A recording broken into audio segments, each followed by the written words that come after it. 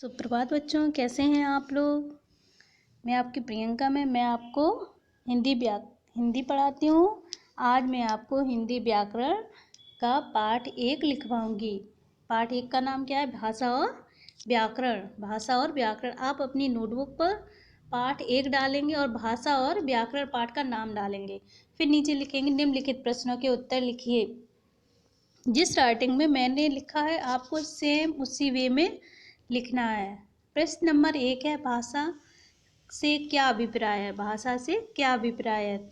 जिस साधन के द्वारा व्यक्ति अपने मन के भावों या विचारों को दूसरों तक पहुंचाता है और दूसरों के विचारों को समझ पाता है, उसे भाषा कहते हैं।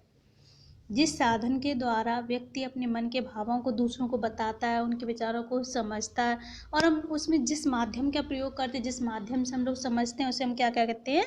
भाषा कहते हैं। उसे हम क्या कहते हैं? भाषा कहते हैं। कल भी मैंने आपको भाषा की परिभाषा बताई थी ना। भाषा के प्रकारों को स्पष्ट करिए। भाषा कितने प्रकार की होती है वो आपको लिखना है। तो उत्तर क्या है? भाषा 3 प्रकार की होती है।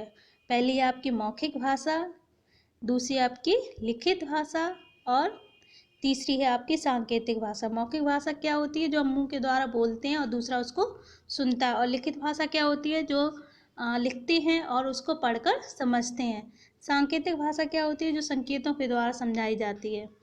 प्रश्न नंबर 3, उड़ीसा और तमिलनाडु राज्यों में बोली जाने वाली भाषाओं के नाम लिखिए। वहाँ पर जो भाषा बोली जाती है उसे क्या कहते हैं? तो उड़ीसा में जो भाषा बोली जाती है उसे कहते हैं उड़िया। तमिलनाडु में जो भाषा बोली जाती है उसे कहते हैं तमिल। प्रश्न नंबर 4, लिपि से आप क्या समझते हैं? ध्वनि चिन्हों को लिखने की विधि को लिपि कहते हैं। ध्वनि चिन्हों को लिखने की जो विधि होती है उसको क्या कहते हैं? लिपि कहते हैं। प्रश्न नंबर 5, व्याकरण की परिभाषा लिखिए। व्याकरण पहले डालेंगे व्याकरण, फिर डालेंगे परिभाषा, फिर लिखेंगे व्याकरण वह शास्त्र है जो भाषा को शुद्ध रूप से लिखना, पढ़ना और समझना सिखाता है। व्याकरण कौन सा शास्त्र है? जो हमें शुद्ध रूप से पढ़ना लिखना सिखाता है। जैसे उदाहरण में राधा पत्र लिखता है, तो ये अशुद्ध वाक्य, इसको शुद्ध करके कैसे लिखें? राधा पत्र लिखती है।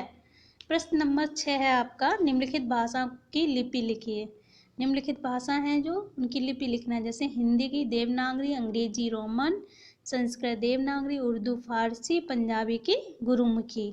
यह कार्य आपको सुंदर से लेख में लिखना है। जिस तरीके से मैंने सुंदर सा लेख लिखा है ना, ऐसी आपका लेख सुंदर आना चाहिए। आपके ऊपर की लाइन टेढ़ी नहीं होनी चाहिए। जैसे छोटा छोटा मैंने राइट किया है, सेम इसी तरीके से आपकी नोटबुक होनी चाहिए। गंदी नहीं होनी चाहिए नोटबुक आपकी। आप जो लिखेंगे उसको याद करेंगे। ओके बच्चों, बाय।